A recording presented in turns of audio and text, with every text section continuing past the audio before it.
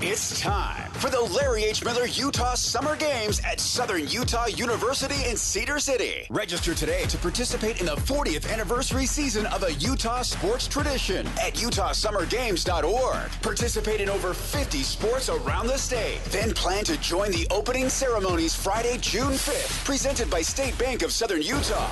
Register today to participate in the 40th anniversary season of the Larry H. Miller Utah Summer Games. Make game day yours.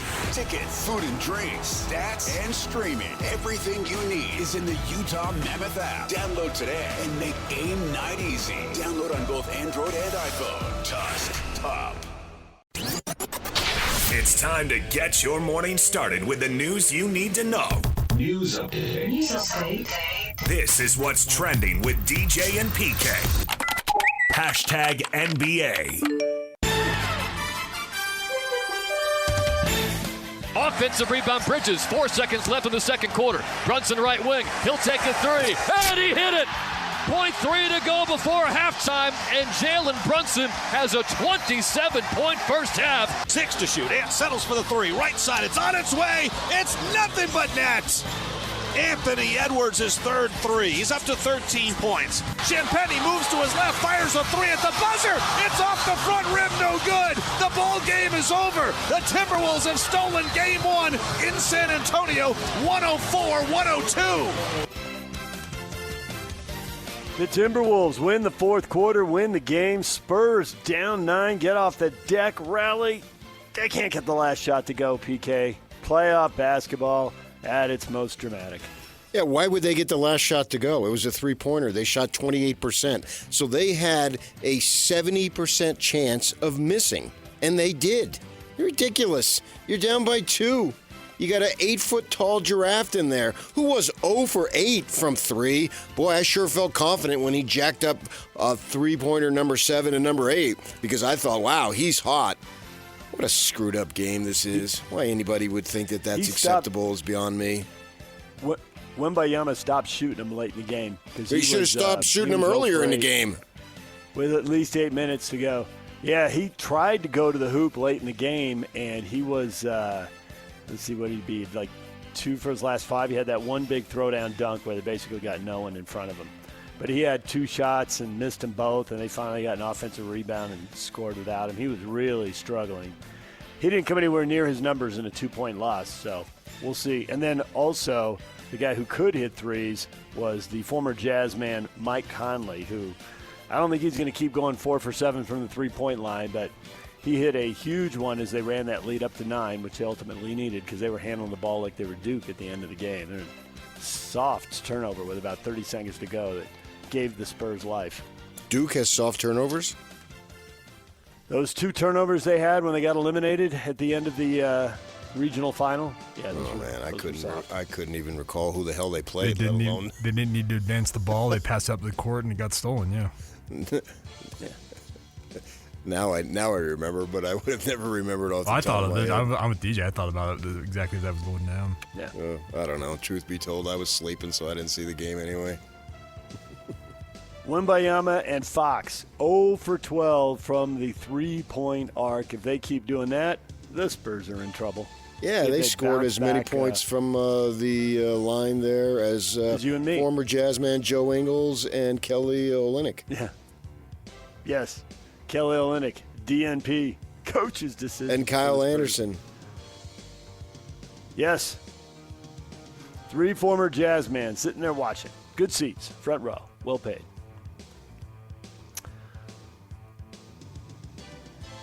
Anthony Edwards came back. He was hurt 9 days ago. The hyperextended knee looked ugly.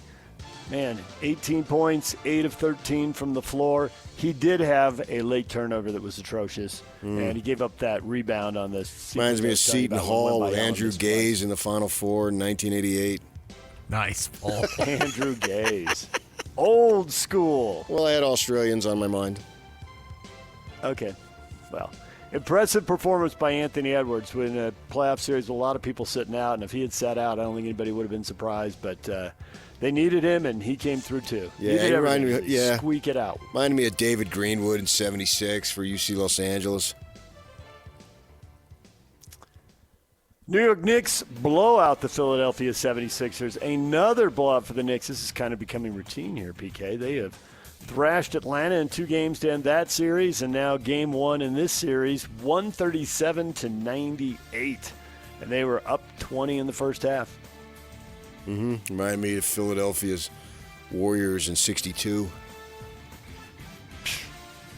Detroit Pistons give J.B. Bickerstaff a contract extension on the heels of advancing out of the first round in 7 games over Orlando. They fired their coach, Jamal Mosley. Reminded me how grateful. Results-oriented business. How grateful JB is that he was born into a family whose father had an NBA coach, and you two can be one too. Yes. And grateful that Franz Wagner got hurt and wasn't there at the end of the series as they rallied. Or I was hoping it was get an extension. 71 and Wagner was going to play like Willis and come out of the tunnel, but it didn't happen. Longtime Raptors executive Masai Ujiri lands in Dallas. He will run the Mavericks now as the team president. And they give him the title alternate governor, so he'll just report to ownership. He has all the power now. Wouldn't that be lieutenant governor? Cooper Flagg. Yeah, right. They should consider alternate governor and lieutenant governor. That'd be awesome. I have changed my title. He was at Toronto for 15 years, and, of course, famously they won that 2019 NBA title there with Kawhi Leonard as a 1-year rental. Doubleheader tonight, Cleveland and Detroit, 5 o'clock, Lakers and Thunder at 6:30. The Laker and Thunder game is on NBC, over the air on KSL 5. Cleveland and Detroit is on the NBC Sports Network. Hard to believe that NBC put the Lakers and Knicks games over the air. I think we're all stunned by that development. Yeah. DJ and PK. #NFL. Green Bay Packers add veteran backup Tyrod Taylor. He's going to back up the former Aggie Jordan Love in Green Bay. 15 years in the NFL. He's going to his 8th different team. He's played in 100 games over 15 years. Backup quarterback. What a way to go in the NFL, right, PK? That's a lot of paychecks, 15 years. Sure. Whatever job you got, I'm grateful I got mine. NFL may delay the release of the upcoming season at least a week. They're still negotiating with TV partners. I think that really should say they're negotiating with streaming partners, although apparently Fox wants in on the deal. They've got a package of 5 international games, and they got to schedule those. Typically the schedule will come out next week, but now it may take another one. So hold on while they shake down somebody for more cash. DJ and PK.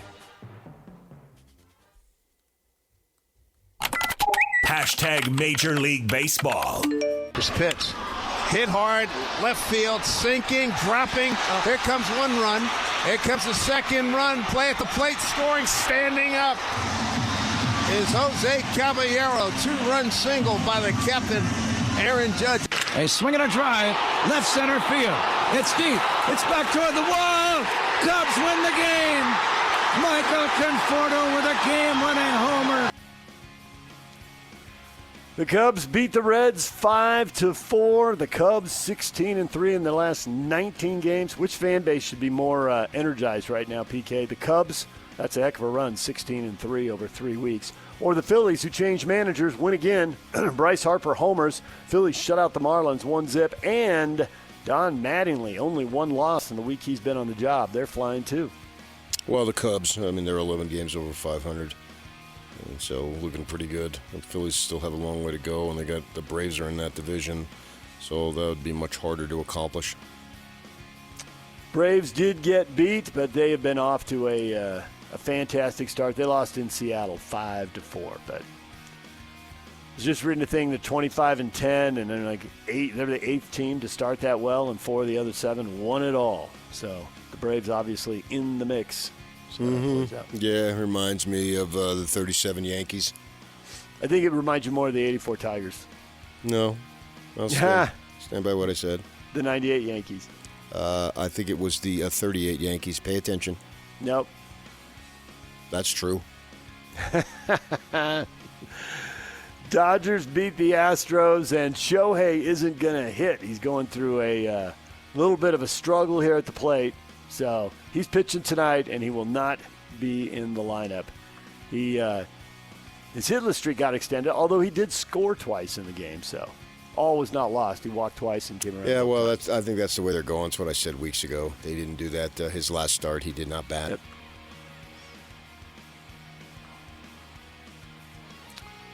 Salt Lake Bees open a series in Oklahoma City tonight against the Comets. First pitch set for 5 o'clock. Tony Park's on the call on 1280 The Zone. And off the field, longtime Yankees radio broadcaster John Sterling passed away at the age of 87. It was announced yesterday by the team. He called over 5,000 games. He was on the call for 8 World Series appearances. And more than a few times here, PK, we heard the Yankees win, the Yankees win. He had a few signature calls up there and was beloved by that fan base. All rise. The judge is up to bat. Yeah. Here comes the judge. Yeah. A Stantonian blast. Yeah, nice. You got them all down. Oh, yeah. I mean, I have the app. I listen to their games. So I've been listening to them for years. Derek Skubal, a little surgery, so he's going to be out 2 to 3 months. Something floating around in his pitching elbow, causing pain. He was supposed to be pitching last night, I guess he was supposed to pitch, but he was feeling something Sunday. He got the examination, so there you go. One of the most recognizable names among starting pitchers, certainly top 5. Yeah, best pitcher to come out of Kingman, Arizona. Now, there you go. And, Kingman with a population of? A lot of people, more than you would think. Okay. And 2 to 3 months without Skubal. So yeah, and he's a free agent, so it could cost him some money. Yeah. DJ and PK. Hashtag NHL. Canes with a chance, drifting in, getting a shot free is Hall. Still loose, they score! They score! It's over! Carolina, Taylor Hall wins it in overtime! Cutting through right side toward the goal, back door, they score! Barbashev, the Knights are back in front. Vegas Golden Knights take Game 1. They beat Anaheim 3-1. It was 1-1 with 5 minutes to go. Vegas got the go-ahead goal. Anaheim was angry. It was an icing call, but they didn't get the call. And then Vegas added an empty netter in the final minute, so they win Game 1. And you hear Carolina with that overtime goal. They're up 2-0 on the Flyers. Tonight, Minnesota and Colorado coming off that crazy 9-6 game will play Game 2 in their series. It's on ESPN at 6 o'clock tonight. There's your Stanley Cup playoff hockey, DJ and PK. Coming up, we've got multiple people on the horizon this morning. Brian Geltzeiler, SiriusXM NBA radio host and NBA TV contributor, joins us at 8:30. We'll talk NBA playoffs and Jazz moves in the offseason with him. Utah Royals forward Brecken Mozingo, a former BYU Cougar, will join us at 8:50. John Neighbors, owner of Inside Arkansas and host of Locked On Razorbacks, will start our spring football tour at 9 o'clock. And we got Royals tickets to give away to see their game with Houston tomorrow night. We'll do that when Brecken joins us at 8:50. DJ and PK, the question of the day is next. Stay with us.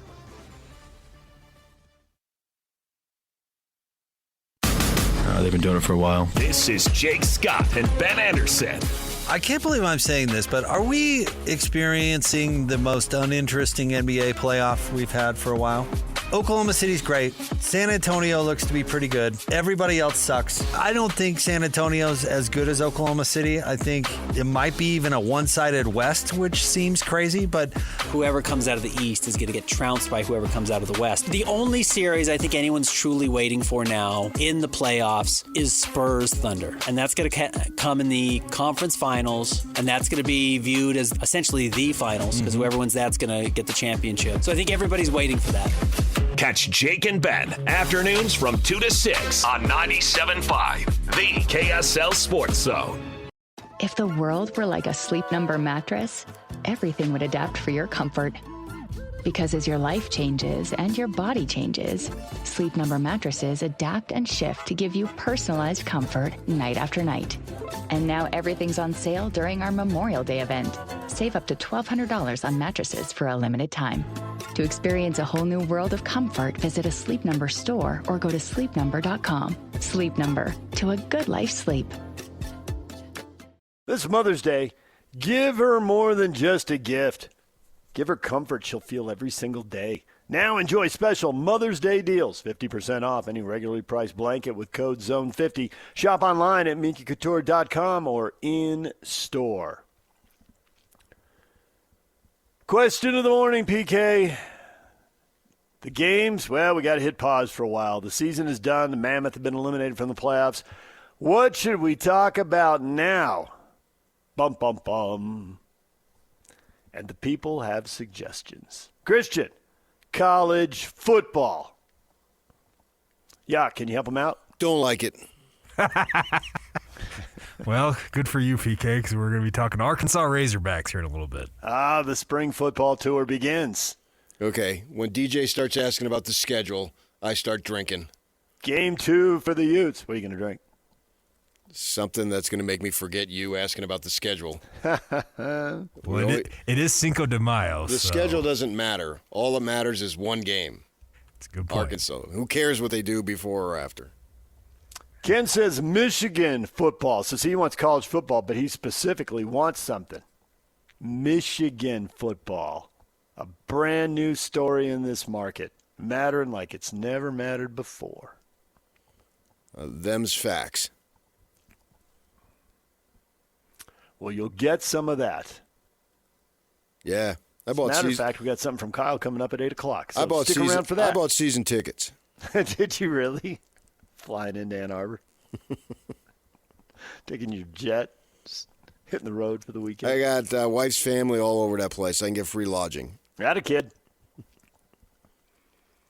Not everybody wants to talk football. Mark wants to talk basketball. How about we talk about how the Jazz are going to get hosed in the lottery again? Well, then that's not news. Right? Define hosed. Do they have to drop all the way to 5th? Did they get hosed last year? Yeah. They got Ace Bailey. That doesn't matter. That's not the point. They want Cooper. They didn't move up or they didn't stay where statistically the odds said they should have stayed. So from that perspective, yeah. Now, that, as we've been saying all along, that's all secondary.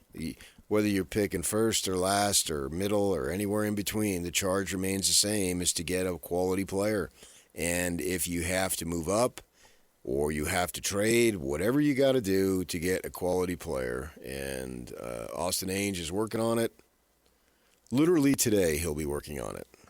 And I'm sure they've had players in there that they're working out. They don't tell us anymore. But that's been going on. Examine, at this point, literally every possibility. Even if you can't get the players in that you want to draft at the top spot, assuming you end up in the top spot, Austin's theory is you're examining everybody because you need all the info you can get when you can trade for them in a few years or they're a free agent for a few years. Got to gather the info now. So they'll get anybody in they can get. Yeah, and I suspect Austin's here for the long haul. So 5 years, 10 years down the road, I mean, that's a long ways away, obviously. But you have an immediacy plan, you have a short-range plan, you have long-range plans. You know, I'm sure they're bored of free agents and salaries and everything goes out 5 years for when that time comes. And the immediacy, what is it? I think it's 1 o'clock on Sunday is when that thing comes out. I think it's 3 p.m. Draft lottery, 1 o'clock. We'll have a special right here on 97.5 The Zone. I was talking to Lloyd about it yesterday. So good for you. Pop us on the air, and there it'll be. Okay. You going to lead the charge? I don't believe I am. You and Ben? No, I don't believe I am. I heard Not you the sure first who time. is. You didn't tell me. You going to be a part of the charge? Possibly. You might be too. I'm not sure. I don't think that's all been planned out yet. I suspect we will get a phone call, though. Yeah, it'd be nice if somebody would tell me rather than my coworker. Especially since I've made plans.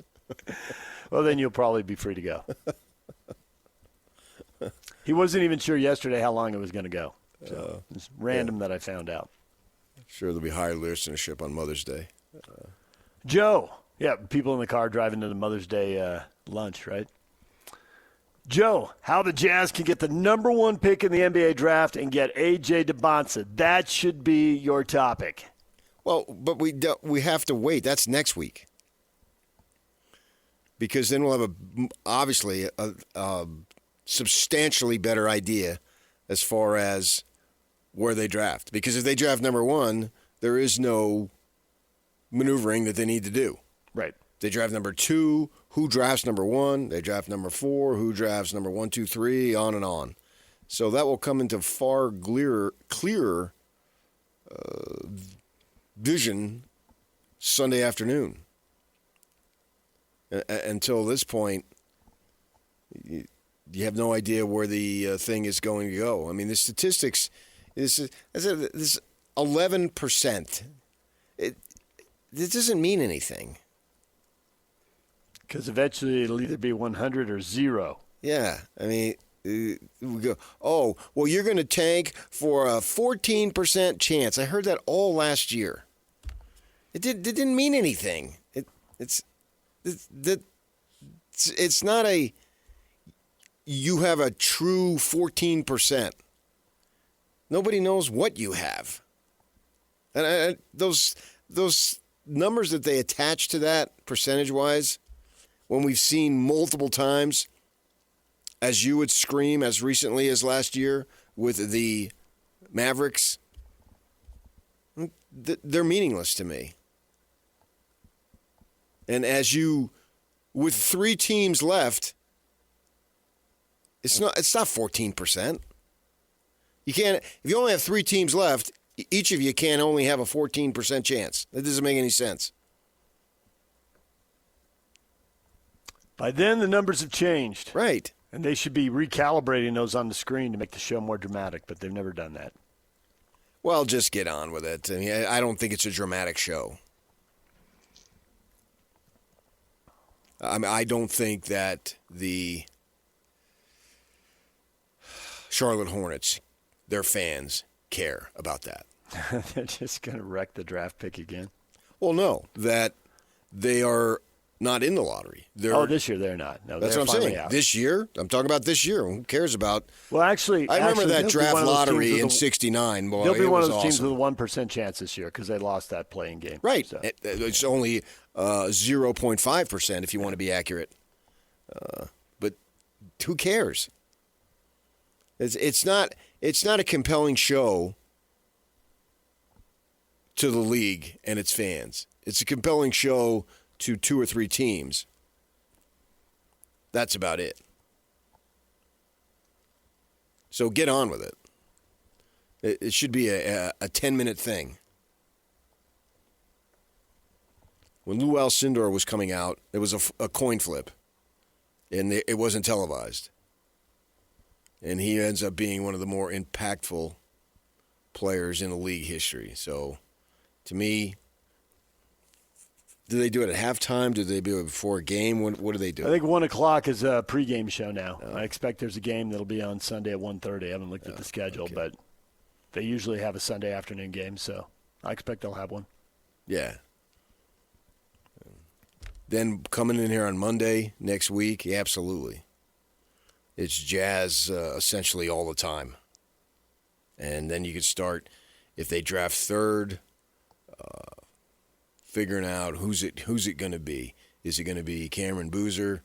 I think Debonsa has separated himself. And then you got the Peterson question. You got Boozer, the North Carolina kid. What's his name? Wilson? Caleb. He had an injury, and so then, how's that? Young kid, so it shouldn't be that devastating career-wise. But then we can go to town on those guys and start zeroing in. But, yeah, so whoever posted that, you just sit tight because it'll come, the cup will overfloweth with that because then it's about, 5 weeks until the draft? Yeah, and that'll be exciting. Hopefully it's not exciting. Hopefully they get number 1, and it's a clear cut who they're going to take. And if I were the Jazz people, if I got the number 1 pick and that's decided about 1:30, about 1:40, I would send out season ticket packages. Particularly if it's that young man. AJ's coming. Yeah, that would be a marketing bonanza beyond anything that they could ever even possibly imagine, literally. And then his talent and the way he has embraced the community and his family, blah, blah, blah, that would be about as good as it gets. That would be LeBron to Cleveland, Ewing to New York.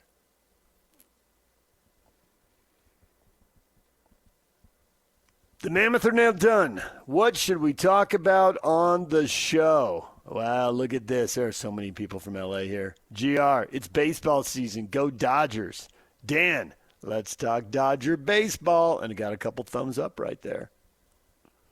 Yeah, I'm all for it. Ricky says MLB. I love PK's baseball history and analysis. Plus, I like hearing his Valley of the Sun sports takes. Got any hot Arizona sports takes right now? They come in hot, don't they? They do, especially this time of year. They're heating up. I know down there it's probably just for a day, but they were talking about the Toronto Maple Leafs and their guy that they hired who was the GM of the Coyotes about a little more than a half decade ago, and he was only 26 years old. He got fired, then he got suspended, and they had a press conference in Toronto yesterday. And one of the local media guys went after him for being a con man and a liar. So that would be something, and I think they're hoping his name is John Chayka, and I think that the Phoenix people are hoping that Ishbia becomes what Ryan Smith has become here, and that he owns the franchise that they think they'll get awarded as the NHL expansion franchise because they kept all their stuff with the Coyotes. So that was the rage yesterday. I don't think that has legs to where it's going to continue for weeks. But when they get a team, or if they get a team, then, yeah, that'll be back on the front burner. But that's what they were talking about for now.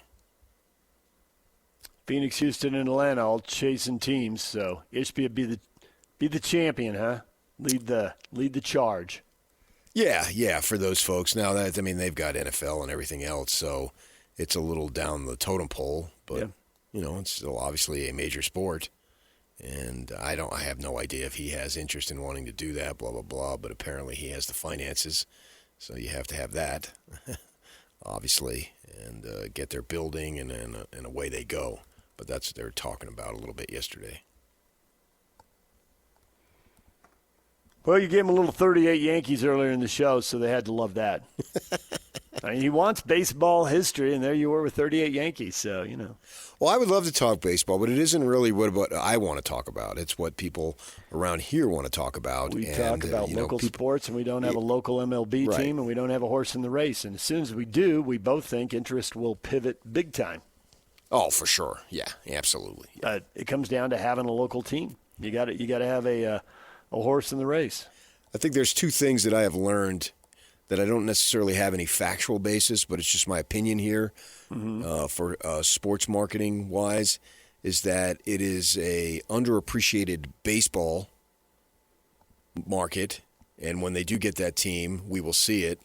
And then I've long since believed, I don't know if they're big necessarily sports radio listeners, but I think there's way more women sports fans than we give credit for. Well, I don't know who is we and who gives them credit. I have worked for people who certainly did not give them credit, and I've had to say, you're wrong. Just go to a game and look around. Ute game, Cougar game, Jazz game, now the Mammoths. The Mammoths weren't around when I was making that argument, but now they are. And just look how many people are there. I went up to Rice Eccles one time, and I looked at all the women, and I said, I'm going to love women. There's money to be made off these broads. I think you decided that long before Rice Eccles Stadium even. No, I went up there one time. You went up one time to NAU. And I walked around, and I said, this is a burgeoning market. Yeah. Did you make a conscious decision? He did, as a matter of fact. Conscious decision that I'm going to love women. At Thunderbird High, and then at NAU.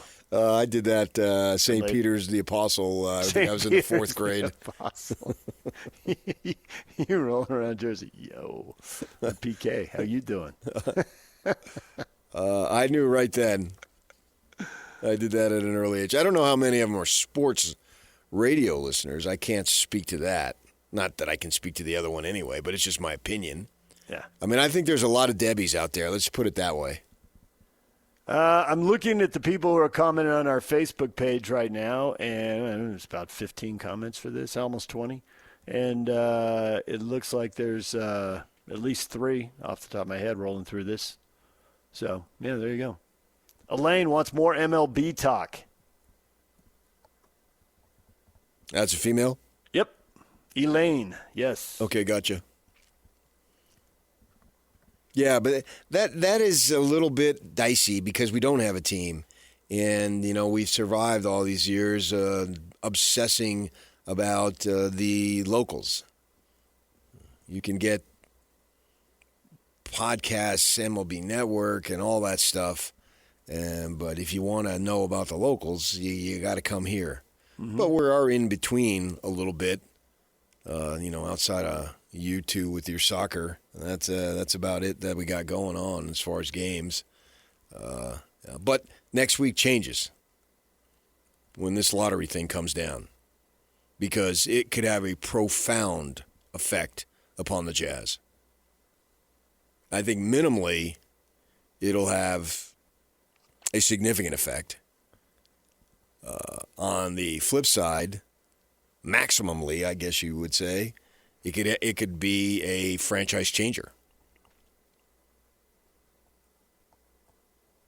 The number 1 pick. Yeah. Changed the course of the club for a decade or more. Best case scenario. Well, you don't necessarily need the number 1 pick to have that, though. No, you don't, especially in this draft. There's supposed to be a lot of guys who can play. And so that's what I'm saying. You don't. The number 1 pick is great, and you want it because you want the first option. Mm-hmm. But that doesn't mean that numbers whatever. Doesn't mean there can't be several Hall of Famers and several future NBA champions in the same draft. It's happened before. It can happen again. Yeah, and we'll have a good idea like in 2 to 3 years. It doesn't take that long, maybe even sooner, depending on where you stand and who you draft. Just because you get number 1 doesn't either mean that it's a guarantee, it's a lock that it's going to be a franchise changer. And more than likely, now this is just based on odds that you can't really quantify, it could be a while before the Jazz are drafting this high again.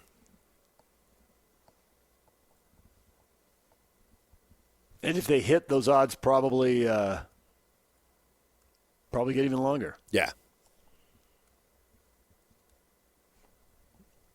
I wouldn't suspect on their own that they're going to make trades and whatnot to get themselves there. That's the dream, right? One of those unprotected picks is going to pay off one day. Right. That Nick pick we obsessed about for years. Ooh, nope. Be careful on that when you say Nick pick. Yes, you're right. But I got through it one time. The Cavs and the Timberwolves still have 29 looming out there. What will those teams look like in 3 years? Right. So, and hopefully for the Jazz and their sake that they do have that again, but you don't necessarily know that. I don't think that it'll be through their own pick. I think that will be something that will be as an acquisition and some shrewd move that they had made X years before.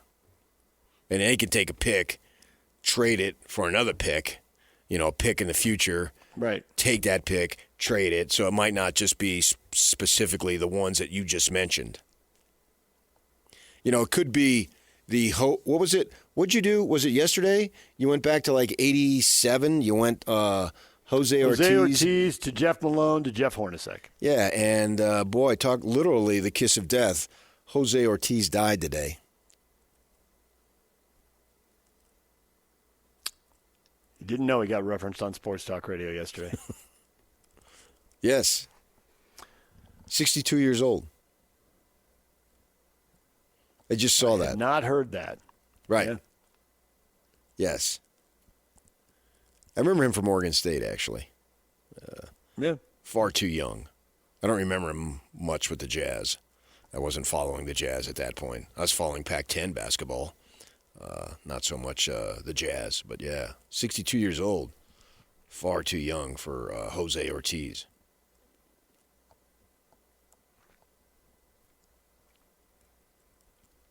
I called a game. UC Santa Barbara went up there. Played really well, and he was awesome, and Oregon State won anyway. How many points did he have? Unstoppable. Do you remember his box score? Low post basketball. Do you remember his box score? I don't, but I just remember. I remember him hitting a bunch of turnaround fadeaways in the low post, and he was unstoppable. Unstoppable, man. Sweet. Unstoppable. They could not stop him. Hence unstoppable. Yeah. Well, I guess he had Michael doesn't go to sports. Michael goes in a different direction here, PK. What? You need a program director? Let's talk salary. What should we talk about on the show? Yeah, I would say we need a program director. Shots fired, Lloyd. I didn't talk to Lloyd yesterday. Dave says the Stanley Cup playoffs and the NHL draft should be our topic. Yeah, I don't think that Stanley has Cup widespread. playoffs. Yeah, the NHL draft is like the baseball draft. It is, completely. I mean, these guys are playing in the juniors. They're drafting guys who are playing over in Russia. How are we supposed to know? It depends on the year in the NBA draft because we do get a lot of foreign players we haven't seen. When they're college players, then it's a little different. You got a chance to check them out and have an opinion. Yeah, but I think the NBA that's less and less in terms of them being unknown. Agreed. But it's still hard to weigh. This year, I think the foreign players are going to be drafted a little later, and they're going to be a little more anonymous. But you're right. When Victor Wembanyama was coming over, we all saw a ton of video, and we all know, well, he's going number one. And we knew it long before the draft lottery. Right. Whoever gets the number one pick is taking that guy. And who was it? I think they've cooled a little bit changing on the foreigners. Was it Dickie V? Did he make the statement if their name, I think he had it with Luke Walton, if his name was Luke Waltonich, he would have been drafted much higher? Because it seemed like there was a run on those types of guys. I think that's cooled a little bit and in terms of them being like a Darko Milicic. Would he go 2 or 3? And just was a stiff. In what was a really good draft. Yeah. Detroit whiffed.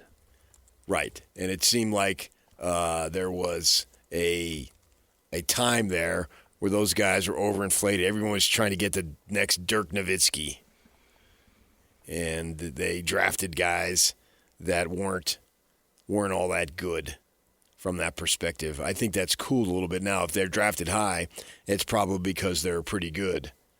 And what it was earlier, right around, I think Dickie V made that comment. Do you remember that? You remember that stuff better than I do. I but do. I think, and that was solid 20 years ago. Was it? That he did and that. was it the draft Vitale did make that change. comment?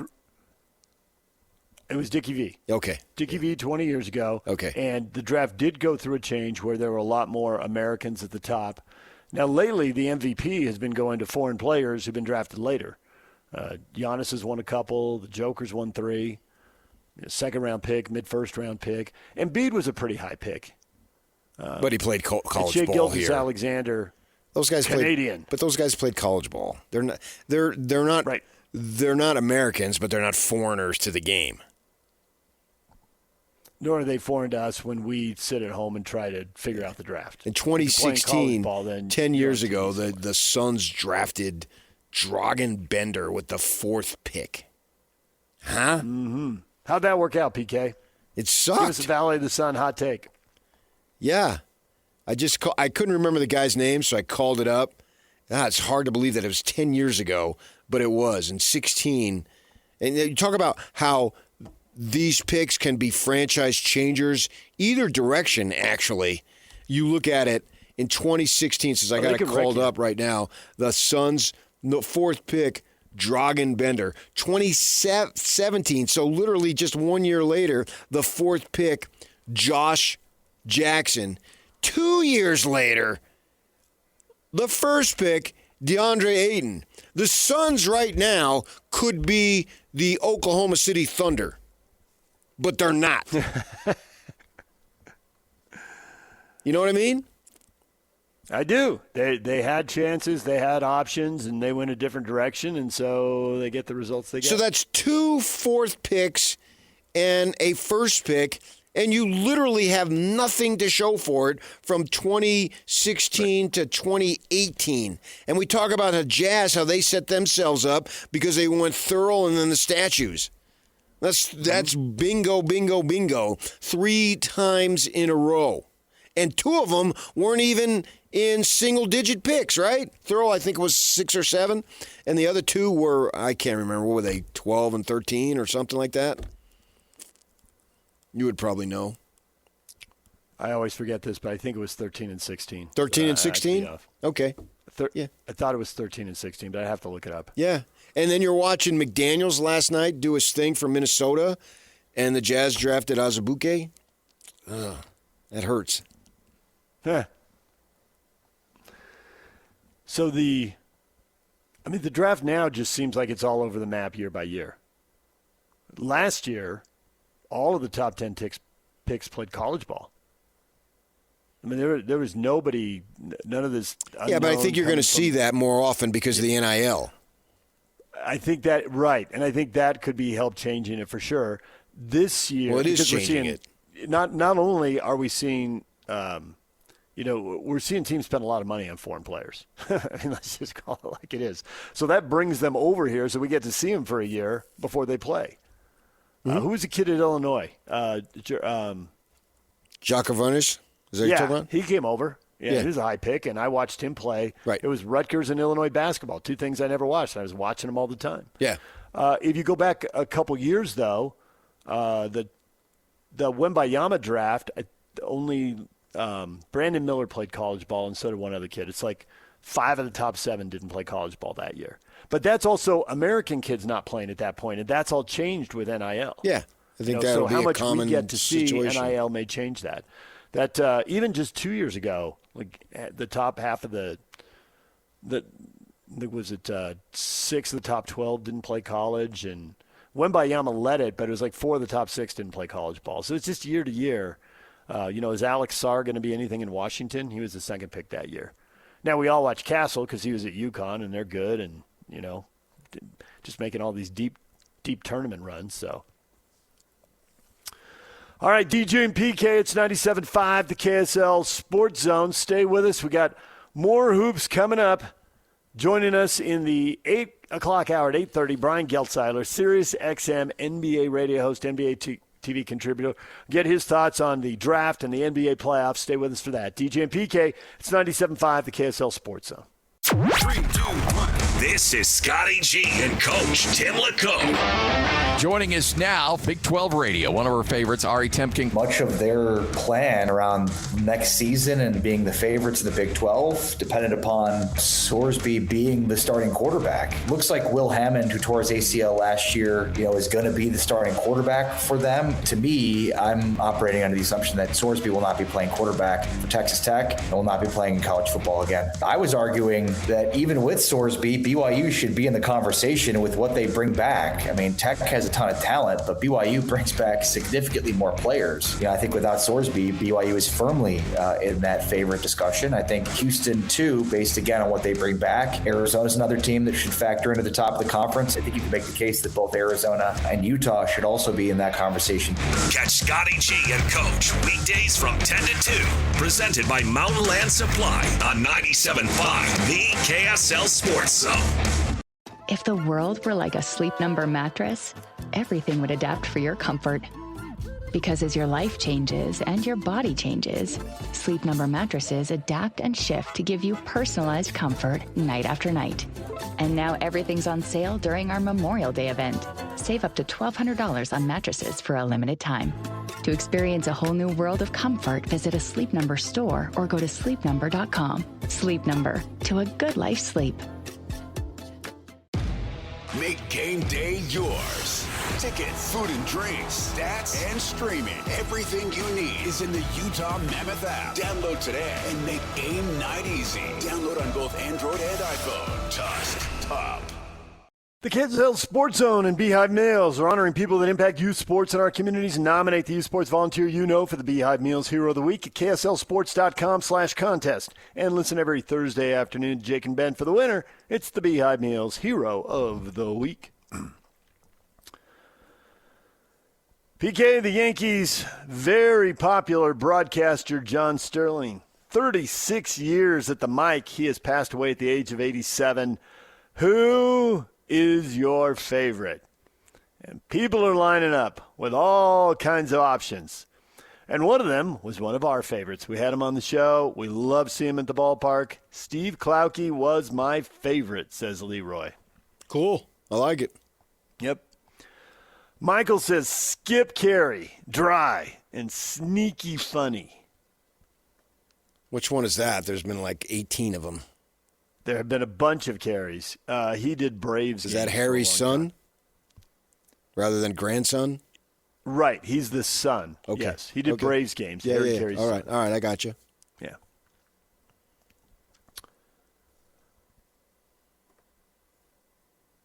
And then Jeremy says, John Sterling was good, but he's no Harry Carey. To which Bob posts, Harry Carey was a drunk. To which Jeremy replies, yep, and he was fun to listen to. Well, he made it fun. There's no doubt about it. I mean, I got into him and Steve Stone with the Cubs in the 80s. Watched a lot of Cubs. Up there trying to make sense of all the chaos. Tons of Cub games that I watch. I watch with my mother. It'd come on 11 o'clock in the summers, and it's so blazing hot in Arizona. You're inside most of the time. And then I remember Casa Grande, when I had my first newspaper job, you basically work two shifts. You work 7 to 11 a.m. and then basically 7 to 11 p.m., right? So and that leaves you time for Cubs baseball right in the middle of the day. So I'd go home. I had a little apartment, and I'd go in there and just crash and turn on the game. Game would start about 11:15. Sit there and watch it. I mean, my fandom is different. The way I define fandom is if I follow your team, I don't necessarily get caught up in whether you win or lose.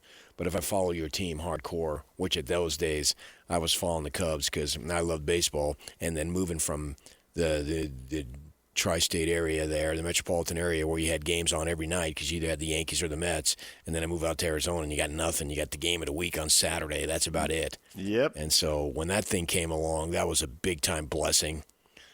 Cubs and then the Braves.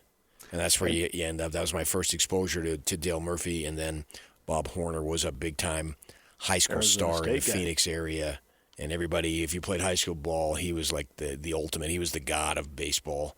And so he went there too, and so watched them. And then from there, I ended up moving to California. For me, the two that I grew up listening to, and when I became a teenager, a young teen, and I'd moved to Phoenix at that point. We got Dodgers, so I ended up listening to Vin a lot on the radio, Vin Scully, and then, of course, I moved over there. And then also Knicks and Marv Albert.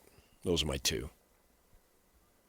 Who are you exposed to? And I don't think it's any big surprise that here in Utah, two guys who worked on superstations get the shout out because everything you just said about Arizona is, if you were a baseball fan in Utah, you were probably watching the Cubs and the Braves. So, of course, the Braves and Cubs announcers get the shout out.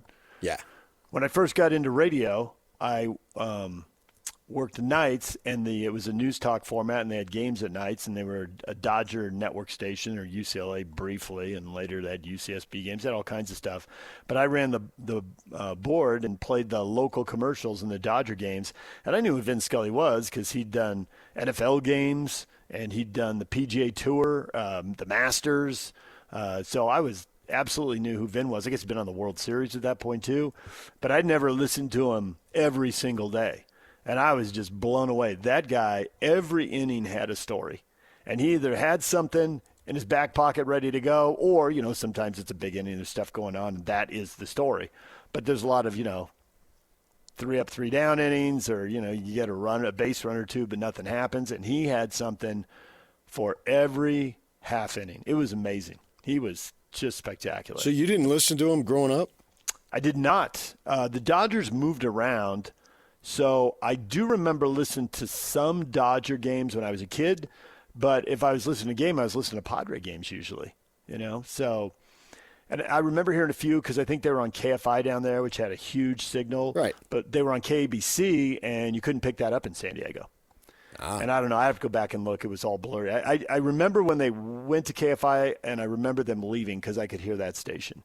Yeah, and my dad would have games on all the time. But, again, he was mostly listening to Padres, but he'd listen to whatever. Baseball was his favorite sport. That was what he played in high school.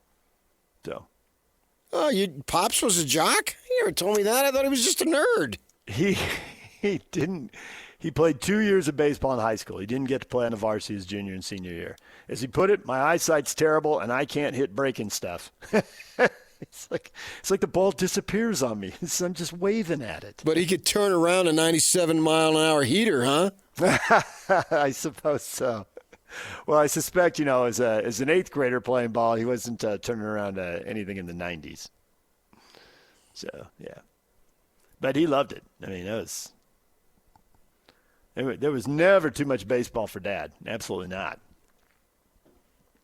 All right, DJ and PK, it's 97.5, the KSL Sports Zone. Coming up, Kyle Whittingham, $50 million, and sooner rather than later. We'll get to that next. Stay with us. If the world were like a Sleep Number mattress, everything would adapt for your comfort. Because as your life changes and your body changes, Sleep Number mattresses adapt and shift to give you personalized comfort night after night. And now everything's on sale during our Memorial Day event. Save up to $1,200 on mattresses for a limited time. To experience a whole new world of comfort, visit a Sleep Number store or go to sleepnumber.com. Sleep Number, to a good life sleep.